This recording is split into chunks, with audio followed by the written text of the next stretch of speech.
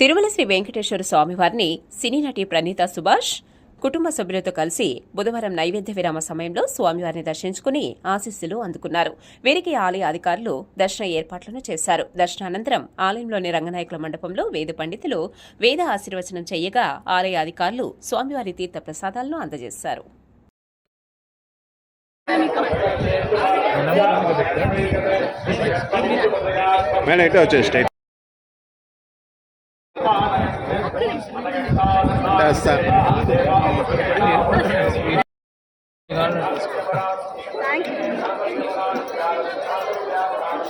మీకు ఇవన్నీ తప్పుకోలేదు.